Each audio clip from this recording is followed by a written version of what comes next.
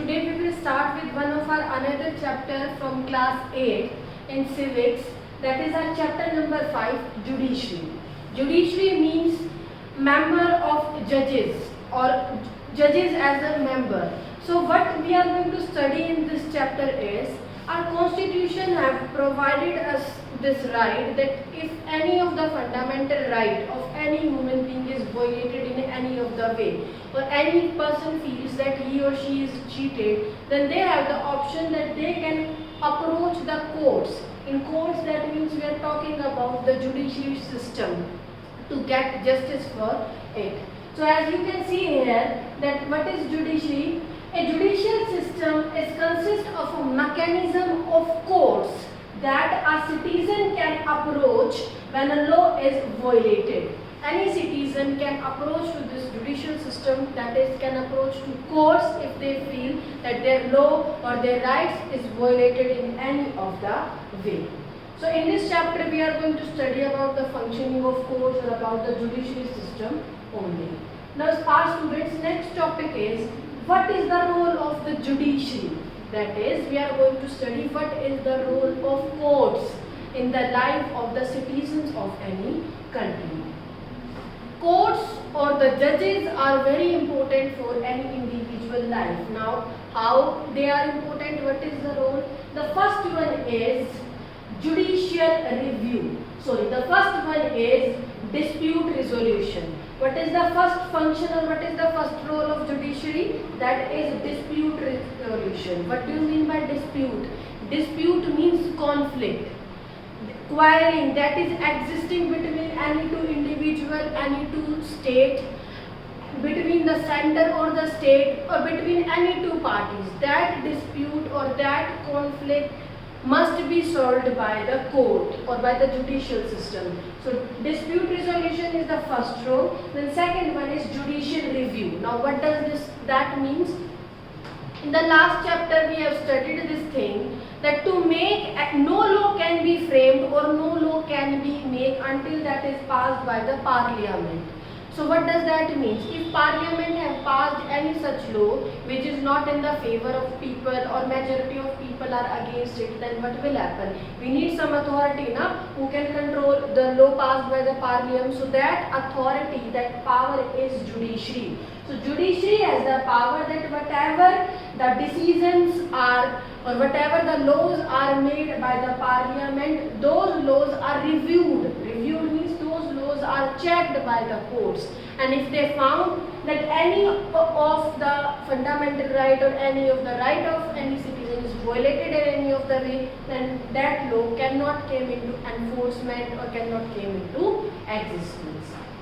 The next is upholding the law and enforcing fundamental rights. What do you mean by upholding? Upholding means to hold something. The law is created by the parliament, but that law is applicable everywhere with the proper thing that needs to be watched by the judicial system. How? In the last chapter also I give you example, if persons are not obeying the traffic rules, then judicial system has passed the law. The judicial system have upheld the law that if people are disobeying traffic rules, traffic laws, then they can be imprisoned or they have to pay the fines. Then is fundamental rights. That I already told you that we have 6 fundamental rights.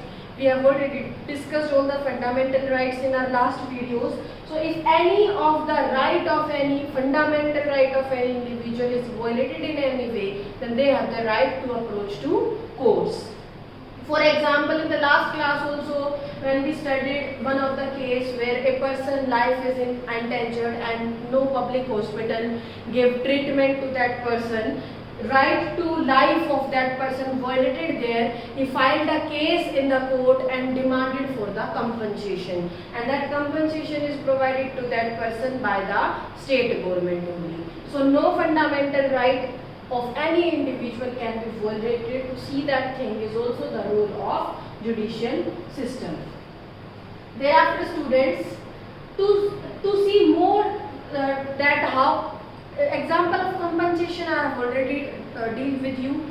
Now second is One another example is given here, that how the judges, how the courts are interfering in our lives. They are responsible for providing, you can say, justice to us. One more example is given here, and that is regarding Pashmin Bengal Khet Mazdoor Samiti versus State of West Bengal 1996. In this case also, all the farmers are provided with the compensation amount. And primary health treatment is the responsibility of the state. I already gave you this example in the last class. We covered this thing, that if an individual is denied health treatment or by the state, then the state shall be responsible for providing compensation to that particular person. Thereafter, students, what is an independent judiciary? Now, what does that mean? Being independent means being free to take your own decisions. And independent judiciary means no person can interfere in the judgment, in the decision takes by the court or the judges. That is, they are not be tortured by any higher authority to take decisions. For example, generally what we used to see, that the politicians, especially in our country, have that power that they can make transfer of judges frequently from one place to another place.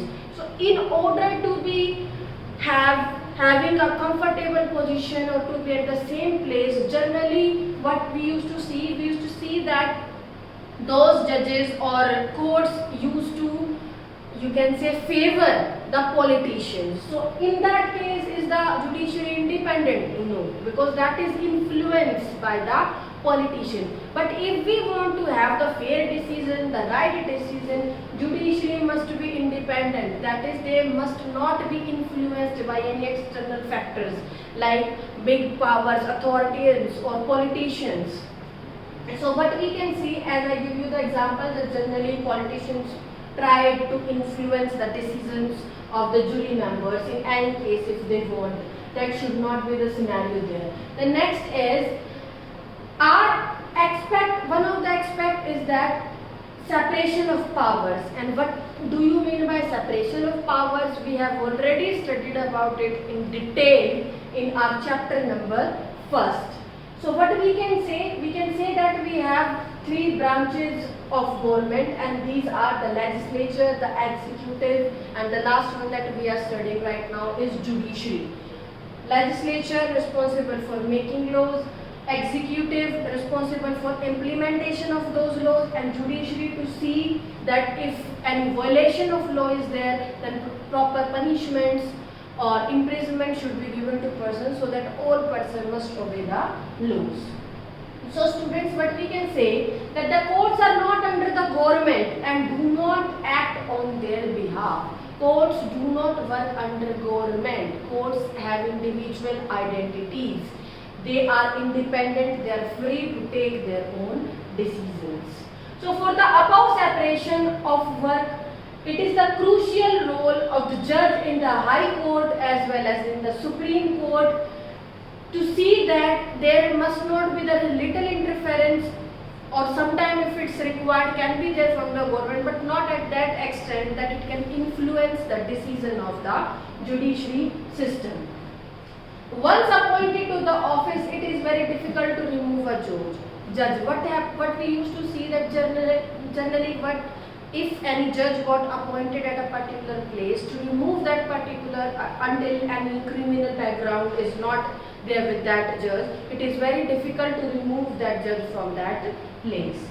Then next is, it is the independence of the judiciary that allows the court to play a central role or a crucial role in ensuring that there is no misuse of power by the legislature and the executive. I give you this example earlier also. All the laws are framed by parliament, but to see that the parliament members are not making misuse of their you can say power, and they are not misusing their authority, then the court have to see this thing. If they are thinking that any law is violating the freedom of the people, then court have the right to interfere in between, and that law is not going to be get passed.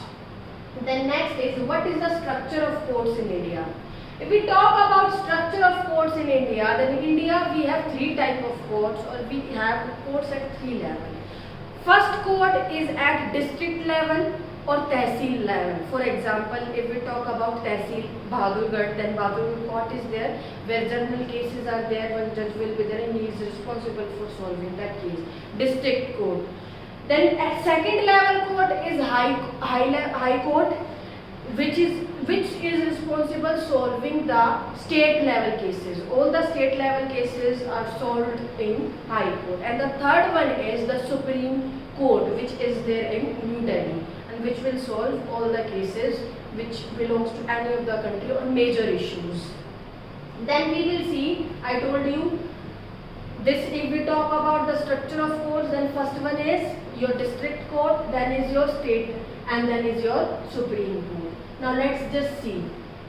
I told about the structure. Now if I will say that in India, what we can say that in India people used to face a particular system of court, and what does that particular system states, we are going to study about that in this court. And that is, in India we have an integrated judicial system, meaning that the decision made by the higher courts are binding on the lower courts. What does that mean? Some example is given here. Let us understand that thing with the help of an example so that it will be more clear to us. In India, we basically follow the appellate system. Now the question is, what is this appellate system and why it is existing in India? Let us study about this system in detail. It means that a person can appeal to the higher court if they believe that the judgment passed by the lower court is not just. For example, if I filed a case at the lower court, that is at the district level, and the decision is not in my favor and I am not fine with it, and I feel that I must get justice, then I have the right that I can approach to the state court. And if I am not satisfied even at state court also, then I can approach to the Supreme Court.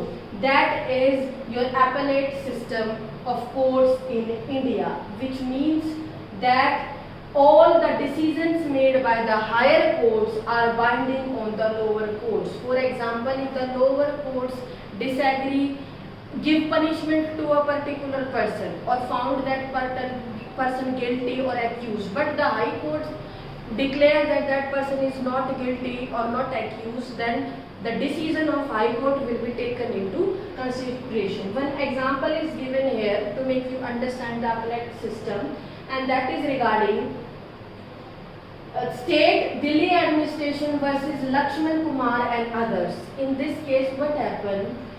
One lady is there who filed a case in lower court where she said that, and the name of the lady is Sudha Goel. She filed a case in the lower court and she said that she was mentally tortured, she was harassed by her family members, by her in-laws, by her brother-in-law, by her husband and mother-in-law. She said that she had burn marks on her whole body, and she said that they were asking for the dowry and her mother-in-law just burnt him. She filed the case. But in lower court also asked for the evidences from the neighborhood. They also give this statement that the Sudha's, you can say, family members or in-laws are responsible or liable for her this condition. But the lower court finds that there are not enough evidence which can clearly state that Sudha's in-laws are guilty or accused. And the lower court free those persons. They are not given with any punishment. But Sudha was not satisfied with this justice, and then she filed this case with the state court. And after listening or after watching all the evidences, High Court come to this conclusion that yes, Sudha's family member or Sudha's in-laws are responsible for her this condition, and they all are given with the imprisonment for the whole life.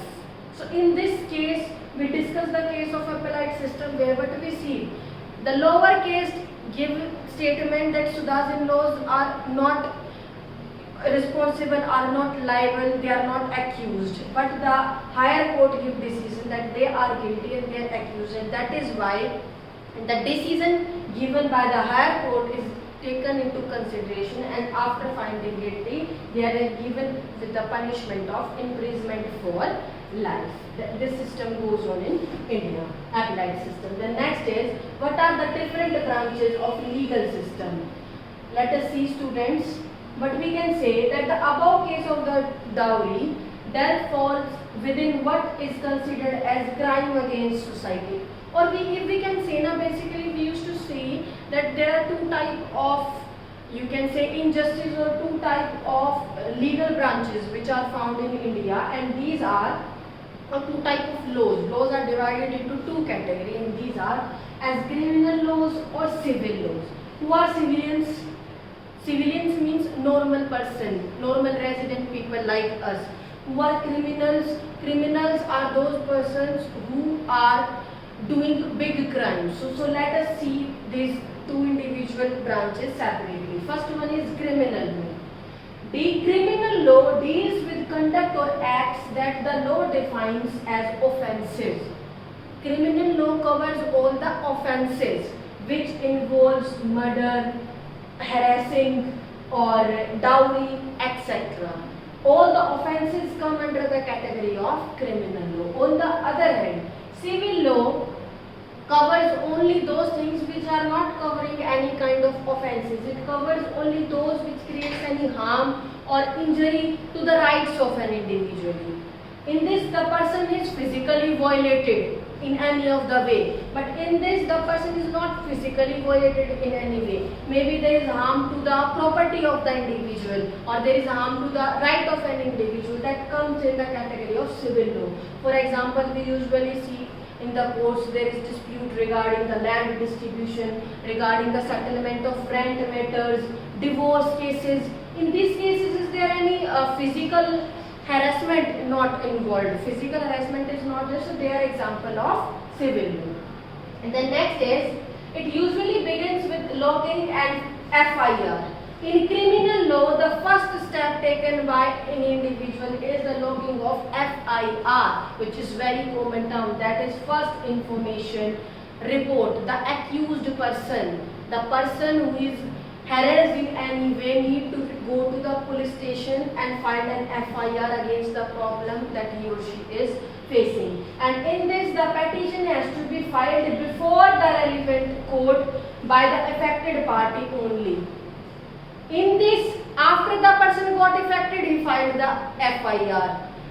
Particular person, like in the Sudha's case, after she got violated or she got mentally or physically harassed by her family, she filed FIR. But in this case, before the action takes place, the person files the petition.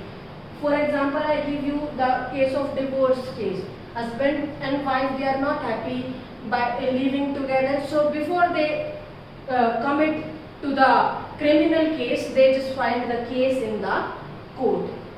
And the next is, if found guilty, the accused can be sent to the jail and also fined. In case of criminal law, if the person found on whose the case is there is guilty, then he can be sent to the jail and can also be fined. But in this case, specific relief is given for the instance. For example, if we take little example regarding theft, if one person is stealing something from your house, then big punishment cannot be given to that particular person. So these are the two legal branches of the code. Thereafter, students, our next topic is, does everyone have the access to court? Generally, what we said that the concept of equality exists in India and all people are equal. But generally, what we feel, if the person is going to the court for asking justice, it requires a lot of expenditure. We need to spend a lot of money, and that is the only reason that poor people cannot go to courts, because they don't have money to pay lawyers' fees, to advocate fees. They denied this procedure of going to courts. In order to increase this thing, that maximum number of people can visit the courts, one decision is taken by the Supreme Court, and that is regarding the implementation of PIL. Now what is that? Public interest litigation. Now what does this states? This states that or under PIL, it allowed any individual or any organization to file a PIL, that is public interest litigation, in the High Court or in the Supreme Court on the behalf of those whose rights were being violated.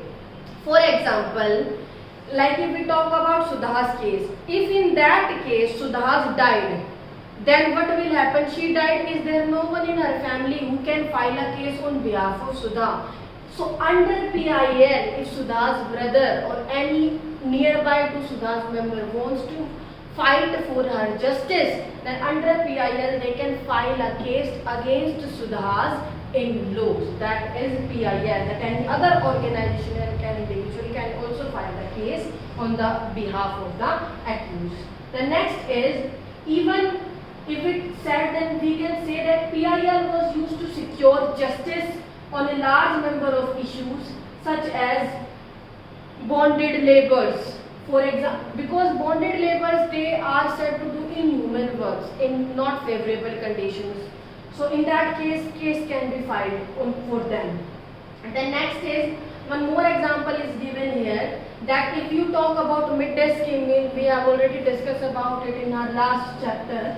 But we can say that children now receiving government and government aided schools is because of PIL, public interest litigation. What does that mean? Any particular organization is there that filed the case and said that people right, which right to get enough food, right to life is violated, and that is why this scheme need to be implemented so that the rights don't go to violated in any of the way. Thereafter, students, for the common person, access to courts is access to justice. If a particular common person is reaching to court, what does that mean? That court is the gateway to the justice for those common people.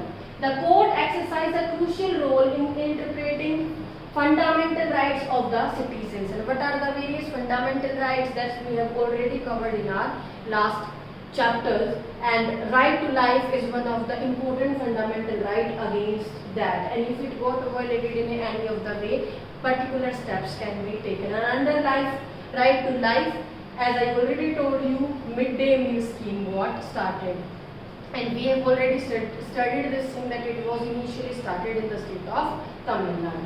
Thereafter, there are also court judgments that people believe work against the best interest of common person. For example, activists who work on issue concerning the right to shelter and housing for the poor believe that the recent judgment on eviction are a far cry from earlier judgment. Now what does that mean?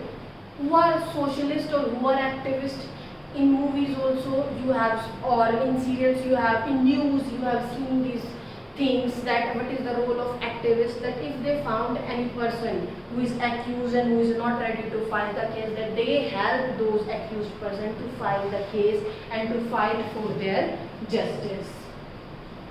And then next is another issue that affects the common person access to justice is inordinately long number of years that court take to solve the case. What does that mean? That means we have seen this thing. Many examples are around us. A particular person find a case regarding a particular property. That person died, but the hearing for that property is still going on. So people try to avoid to go for justice, try to avoid to go to courts, because that is a lengthy procedure, that is a time consuming procedure, and people have do not this much time to waste or this much patience to get justice.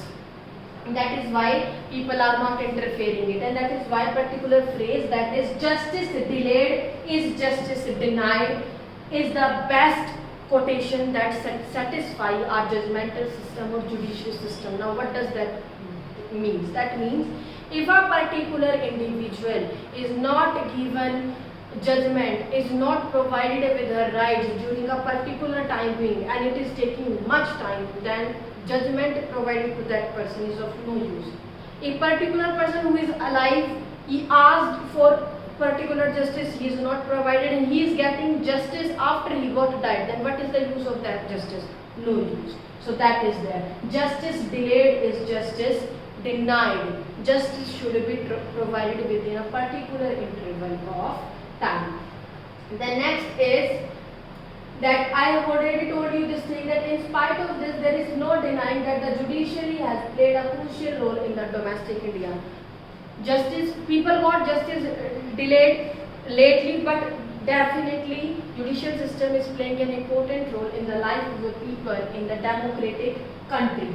India serving as a check on the power of the executive and legislative. Judiciary system is responsible for keeping a check on the legislature and executive, that whether proper laws are formulated or not, and if they are formulated, they are properly implemented on people or not. So that is also the role of the judicial system. The members of the Constituent Assembly had quite correctly evidenced a system of courts with an independent judiciary as a key feature of our democracy. So independent judiciary is an important key feature of our judiciary. So let us discuss with the question answers of the chapter, students.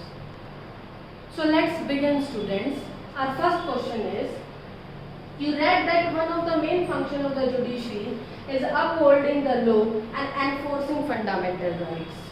Why do you think an independent judiciary is necessary to carry out this important function? Students, you are going to write this answer in your own words, because I have already explained that if the politicians or any external factor is influencing the power or the decision-making power of the judicial system, that can lead to the misuse of power and proper justice is not available with the citizens. The next is, reread the list of fundamental rights provided in chapter 1. Total 6 fundamental rights were there. We were already studied that chapter. How do you think the right to constitutional remedies connects to the idea of judicial review? Yes, they both connect. What we studied in right to constitutional remedies, we studied that in all the above 5 fundamental rights, if any of the fundamental rights of any individual got violated in any of the way, then they have the right to approach to the court and seek for justice. In the same way, in the judicial review also, what the judicial used to do, that if any law is passed by the parliament and that is violating the fundamental right of any person in any way, then that cannot be passed, because the main thing is that the fundamental right of any individual cannot be violated in any of the way. The next is, you have to fill up this chart. I already told you we have 3 levels of courts. First one is lower court, that is your district court or at tehsil level. Then is your high court, which is at your state level, and third one is your supreme court. The next question is, this statement regarding Shakuntala and that Lady Sudha is given here. So what is said here? Supreme Court, she got the justice, if you take this example, then she got the justice at the Supreme Court, where her in-laws are treated as the accused and they are given imprisonment for the whole life. The next is, keeping the Sudha Goyal case in mind, take the sentences that are true and correct, that or false. True or false, you have to tell according to the Sudha's case. The accused took the case to the High Court because they were unhappy with the decision of the court. Yes, that is true. The next is, they went to the High Court after the Supreme Court had given the decision. First the individual approach to lower court, then to High Court, and then to Supreme Court. This is the particular sequence that an individual have to follow to get justice. And then third is, if they do not like the Supreme Court verdict, the accused can go back again to the trial court. No, they cannot go against that, because the trial court in the very starting only have provided its decision. So after Supreme Court, they cannot go back to the trial court. So Supreme Court decision will be considered as the final decision. The next is, why do you think the introduction of public interest litigation is a significant step in ensuring access to justice for all? because many people in India are illiterate and poor and they do not have this much money or so that they can buy the expenditure on courts or they can pay fees of the advocates. And to protect the fundamental rights of the people, this concept of public interest in litigation came into existence. The next is reread experts from the judgment. This particular is given and you have to tell in your own words that what the judges meant when they said that the right to livelihood was part of their right to life. Right to livelihood means right to earn money. If an individual is earning money and any other individual is forcing that person to earn money or to do work, what does that mean? That you are spoiling the life of that particular person. So definitely right to life of that person is violating in one or another way. In that case also that person has the right to approach to the court and to ask for justice. And that is how students we deal with the chapter. I hope you understand the chapter. Thank you.